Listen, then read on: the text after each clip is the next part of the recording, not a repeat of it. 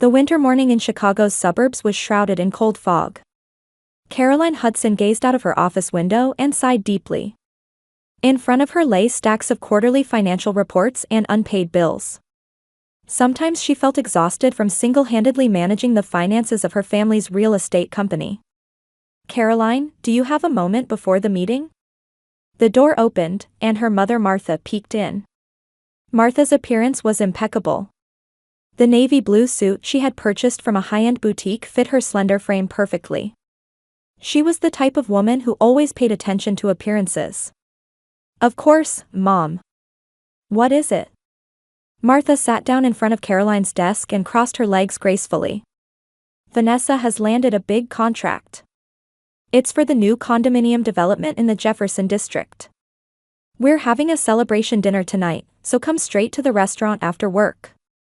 Caroline smiled, feeling a slight pain in her chest. Her younger sister Vanessa was the company's most successful sales representative. Her glamorous appearance and sociable personality were significant assets in the real estate industry. "That's wonderful. But I'll probably have to work late tonight. I need to prepare the month-end accounting and tax returns." Martha's expression darkened. "Work again? You're always buried in paperwork. You should get out sometimes and meet people. You're still single, you know." Caroline restrained herself from talking back. She knew her work was not properly appreciated by her family. Thanks to the accounting work she did for free, Hudson Real Estate had avoided audits from the tax office for years. "All right, I'll try to finish on time." Martha stood up, satisfied, and turned before leaving. "Oh, and please review Dad's investment portfolio. The market has been unstable lately." As the door closed, Caroline quietly sighed. Her work never ended: company accounting, managing her parents' personal assets, preparing tax returns. Everything weighed on her shoulders. Yet family conversations always revolved around Vanessa's sales performance and social life. Late in the afternoon, the office door swung open energetically. Vanessa entered glamorously. Her bright blonde hair bounced at her shoulders, and her red dress accentuated her youthfulness. "Sis, did you hear? The Jefferson project. A $3 million deal," she said excitedly. Caroline smiled kindly and replied, "Congratulations, Vanessa. That's really impressive. Dad and Mom are thrilled. Dad even said, Vanessa is a born saleswoman," she said proudly.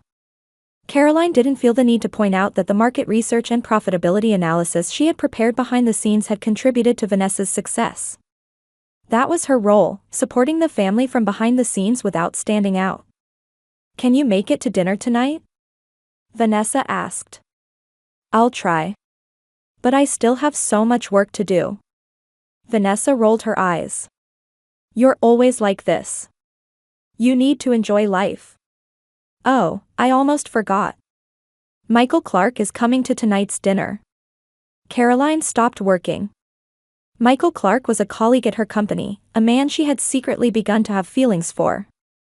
However, she hadn't told anyone about these feelings, especially not her family. "Michael? Why? He's super handsome, isn't he? And Dad apparently knows his family." "Dad invited him?" Vanessa gave a meaningful smile. Caroline felt her heartbeat quicken. An opportunity to dine at the same table as Michael. But she sensed something scheming in Vanessa's gaze. "Well, see you at Marco's restaurant at 7, Vanessa left the room without waiting for Caroline's response.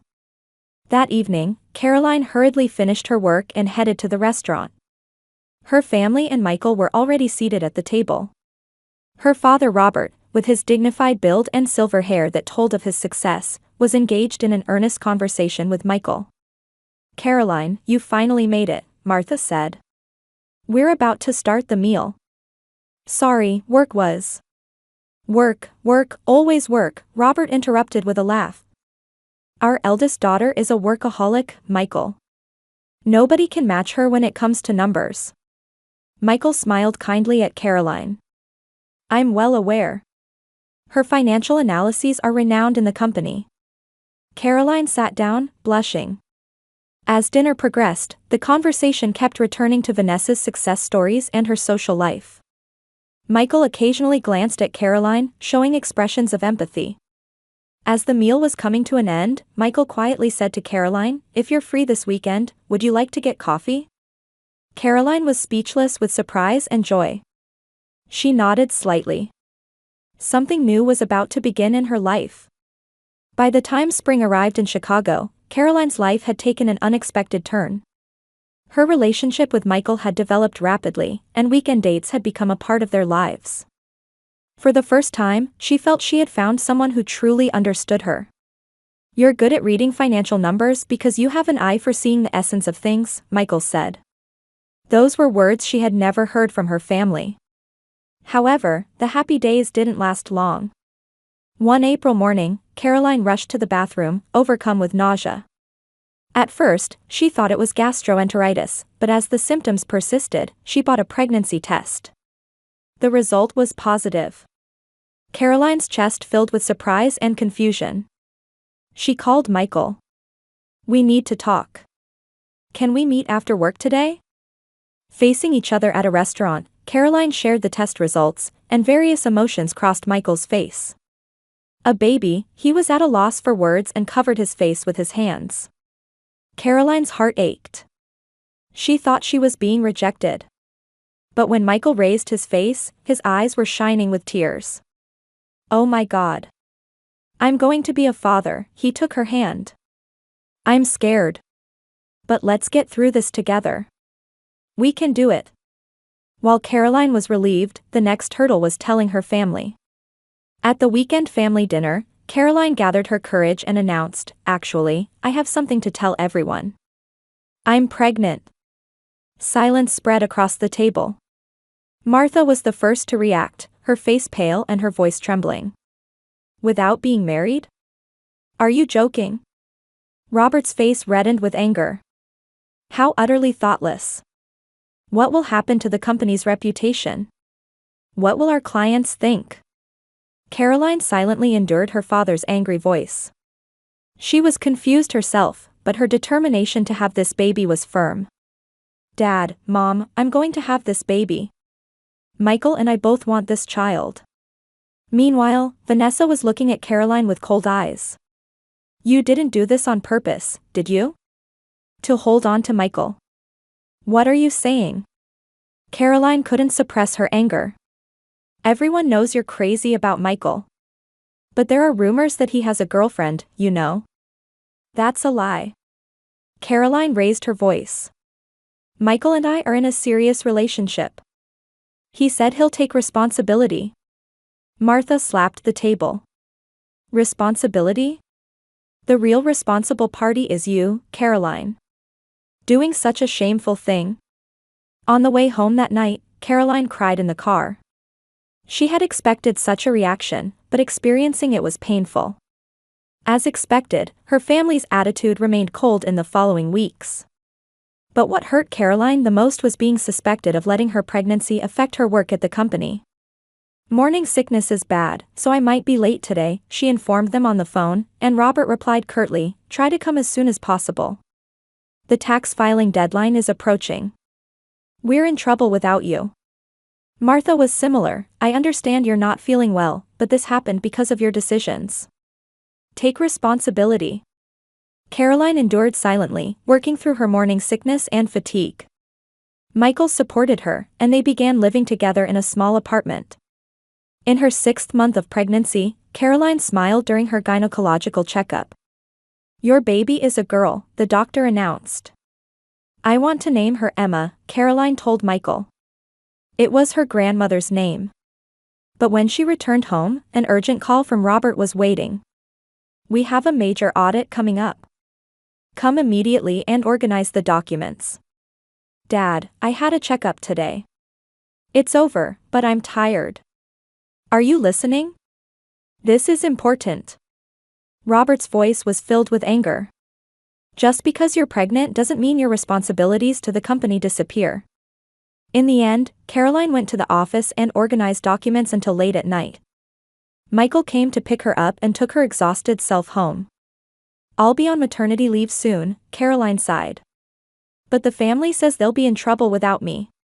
You've done enough, Michael put his arm around her shoulders. The baby and your health come first. In her 8th month of pregnancy, Caroline was trying to finish her last work.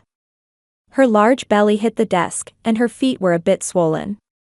Vanessa entered her office. About my birthday party, she said. It's the first Saturday of next month. I'm planning a big party. Caroline was confused.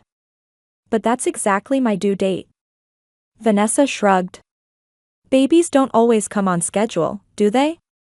Besides, this is an important day in my life. But I'll probably be in the hospital. If labor starts. You always think only about yourself, Vanessa frowned. I'm inviting everyone from the company and important clients. It's embarrassing for the family if you're not there. Caroline suppressed her anger. Vanessa, I'm having a baby. I didn't choose this. Can't you move the date a little? Everything is already arranged. I've booked a luxury restaurant and sent out invitations, Vanessa said coldly. Well, if you can't come, it can't be helped. No one will care. After she left, Caroline cried quietly. It was getting harder day by day to endure her family's coldness. A week before the due date, Caroline's labor began. She was taken to the hospital, accompanied by Michael. The delivery was long and difficult. After 20 hours, the baby finally cried. Congratulations, it's a healthy baby girl, the nurse smiled and placed the baby in her arms. Tears flowed down Caroline's exhausted face. Looking at Emma's little face, she vowed in her heart, I won't let you be treated the way I was. You will always be loved and respected. Michael embraced them both and whispered, this is our family. Whatever happens, we'll get through it together. On the 3rd day after giving birth, soft light from the hospital window illuminated Caroline's face as she lay in bed, gazing at little Emma sleeping in the bassinet next to her. The delivery had been more difficult than expected, and her body was still full of pain and fatigue. The doctor had told her to stay hospitalized for at least 5 days due to the difficult birth. Michael had left the hospital early in the morning to shop for necessities for their new life. I'll be back in about 2 hours, he had promised, kissing Caroline's forehead before leaving. In the silence of the hospital room, Caroline felt both the joy of being a new mother and anxiety about her new life. There had been no congratulatory calls from her family, only a short text message from Vanessa, congrats on the birth. I'm busy with party preparations, we'll contact you later. Caroline picked up the baby and began nursing. While looking at Emma's little face, she whispered, my treasure. At that moment, the hospital room door suddenly opened. Robert and Martha were standing there. Both were formally dressed, with Martha wearing an expensive cashmere coat. Their expressions were hard, and there were no words of greeting. So this is where you were, Robert's voice was cold. We decided to come directly since you weren't answering your phone. Caroline smiled weakly, clutching the baby to her chest. Dad, Mom, you came. To see Emma. Martha glanced around the room and sniffed. Well, that too, but we need to talk about today. Today. Caroline was confused. Vanessa's birthday party. Martha raised her voice. It's tonight. All the important people in social circles are coming. You know that well. Caroline stared at her parents in disbelief. But I'm still in the hospital. It's painful even to walk, and the baby. Enough with the excuses, Robert interrupted. Important clients from the company are coming. How do we explain the absence of our financial manager? Caroline felt her chest tighten with anger and sadness. Dad, I gave birth 3 days ago. The doctor says I should stay hospitalized for at least 5 days. Her parents didn't seem to be listening. Martha began pacing around the room in irritation. That's enough. Always making excuses. You chose to get pregnant, didn't you? You must take responsibility. Robert agreed. The company is in trouble. Yesterday, we needed to prepare important contracts, but it was chaos without you. Contracts that Vanessa worked hard to secure. Tears welled up in Caroline's eyes. She gently placed Emma back in the bassinet and faced her parents. I've worked hard for the company. I worked until just before giving birth, even during pregnancy. Now I want to prioritize my baby. Martha's face twisted with anger. She suddenly approached the bed, grabbed Caroline's long hair, and pulled her face close. Enough. Martha shouted. Stop wasting time. Today is Vanessa's birthday party. Come help us. Caroline trembled with pain and fear. Martha's fingers pulled her hair tightly, hurting her scalp. Robert also approached and grabbed her hair on the opposite side. Without you, the company paperwork isn't progressing at all. Don't you have any sense of responsibility? Trembling at her parents' violent behavior, Caroline weakly replied, It's still painful to walk, and I have the baby. Suddenly, the door opened, and Vanessa entered. She was wearing a flashy pink dress and expensive jewelry. Found you. Vanessa laughed loudly. Ruining my special day. Always thinking about yourself. That baby is just an accident, isn't it? Caroline shook off her parents' hands and said in a trembling voice, It's not an accident. Emma is my precious child. Vanessa snorted and approached the bassinet where baby Emma was sleeping. Not cute at all. What about clients? Business? The family's reputation? You haven't thought about anything. Caroline felt fear. The cold light in Vanessa's eyes made her anxious. Trash only produces trash, Vanessa said, and lifting Emma, she headed toward the trash can in the corner of the hospital room. Stop. Caroline screamed, jumping out of bed, dragging her four with her. Her body shook with pain, but her maternal instinct overcame it. Vanessa showed a moment of fear but held the baby over the trash can. She's just in the way, isn't she? For the company, for all of us. Caroline desperately tried to move forward but nearly collapsed from the pain in her body. Holding onto the bed rail, she shouted, Help. Someone. Fortunately, a nurse passing by in the hallway heard her scream. When the nurse rushed into the room, she immediately assessed the situation. Seeing Vanessa holding the baby over the trash can and Caroline trying to stand up while dragging her four, she immediately called for security. What are you doing? The nurse shouted. Return the baby immediately. Vanessa changed her expression and returned the baby to Caroline. Just a joke, just a joke. I wasn't really going to do it, she made excuses. The parents tried to smooth over the situation. It's a family matter. Everything's fine, Robert said. The nurse checked Caroline's condition and immediately called for other staff. They returned Caroline to bed and checked her four and wound condition. Caroline held Emma in her trembling hands and cried. Anger and determination were welling up in her heart. Get out, she told her parents and Vanessa. Her voice was small but firm. You are not my family. Never come near us again. Robert's face reddened with anger. What are you saying? We are your parents. What you did today is unforgivable, Caroline said in a trembling voice. Pulling my hair, putting my baby in danger. Is this what family does? A nurse and 2 security guards entered the room. What happened? One security guard asked. Caroline took a deep breath. These people threatened me and endangered my baby. I want them to leave. The security guards turned to the parents and Vanessa. Please leave immediately. Otherwise, we'll call the police. The police. Martha raised her voice. We are her parents. But we cannot forcibly keep visitors that the patient doesn't want, the security guard said firmly. Robert momentarily tried to resist but finally gave up. Let's go, Martha, Vanessa, he said, suppressing his anger. She'll realize how wrong she is when she calms down. Before the 3 left the room, Vanessa turned back and looked at Caroline with cold eyes. The party will be great. Even without you.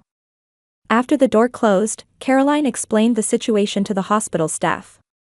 They reported it to the police, and Caroline decided to apply for a restraining order against her family. Don't worry, an older nurse took her hand.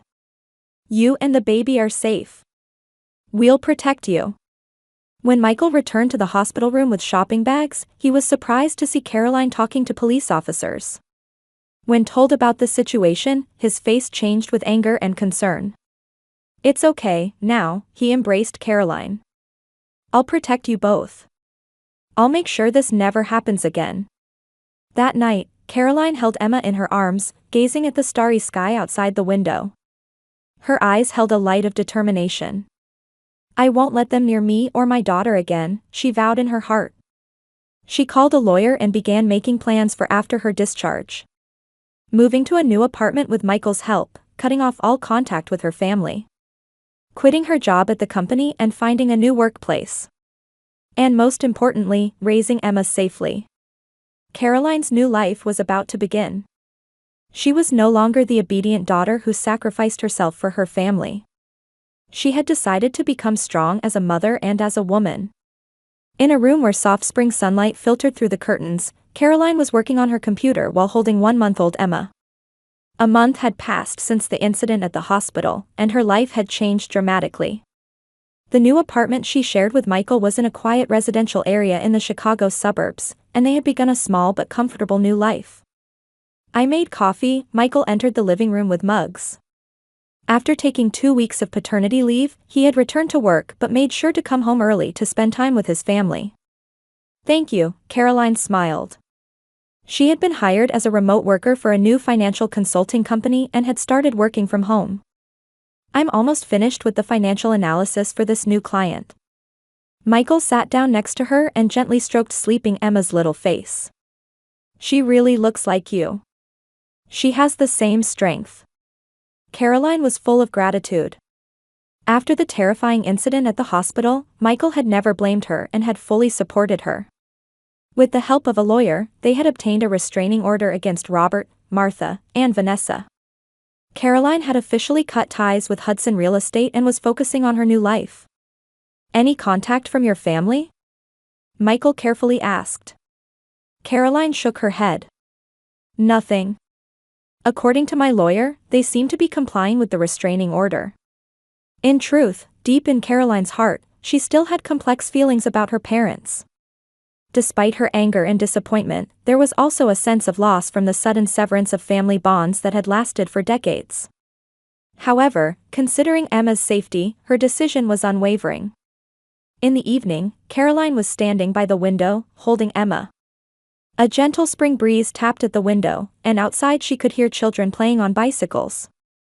Suddenly, the doorbell rang. Caroline tensed. Michael had said he would be a bit late due to work, and no friends were scheduled to visit. She gently laid Emma in her crib and looked through the peephole.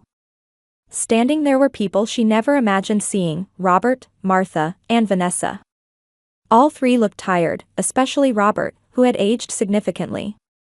Martha's once perfect appearance was disheveled, and Vanessa's makeup was thin. Caroline's chest tightened. Fear and anger resurfaced, and her hands trembled. "You're violating the court order. Leave here," she said through the intercom. "Open up, Caroline." "Please," Martha said tearfully. Her eyes were red and swollen. "What do you want?" Caroline tried to remain calm. "The company is in serious trouble," Robert said. His voice had lost its former dignity. "Since you left, the finances have been in complete chaos." Vanessa had tears in her eyes. "We can't even file tax returns, and there's going to be an audit.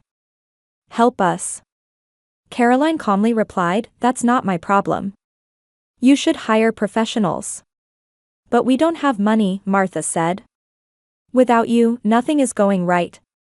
Looking at them, Caroline felt a strange emotion. Her former self would have immediately gone to help. She used to think it was natural to sacrifice herself for her family. But now it was different. Having given birth to Emma and experienced that terrible day, she had changed. "Until a month ago, my only value to you was as the company's bookkeeper," Caroline said quietly. "My pregnancy and childbirth were just inconveniences in your eyes." "That's not true," Robert said hastily. "We're family. Family helps each other." Caroline smiled bitterly. "Family? People who pulled my hair and tried to throw my baby in the trash. As Caroline spoke through the intercom, Vanessa shouted at the camera, "It's all your fault. Since you left, the company is on the verge of bankruptcy. Our lives are ruined." At that moment, the door opened behind Caroline, and Michael appeared, holding Emma. "What's going on?" he asked worriedly. Caroline explained the situation, and Michael said to the family through the monitor, "She supported you for years without compensation, and you took it for granted. Now you should solve your problems yourselves." Robert said with a desperate expression, "The company is about to go bankrupt. Debts are piling up. Vanessa's spending habits are out of control." He hesitated for a moment and continued, "Actually, it was discovered that Vanessa had been using company funds for personal shopping. Caroline, we need your expertise." Caroline's eyes widened in surprise. She had always noticed suspicious points in the company's books but never suspected Vanessa. She knew her parents spoiled her excessively but didn't think she would embezzle. "So you want me to take the fall?" Caroline said, suppressing her anger.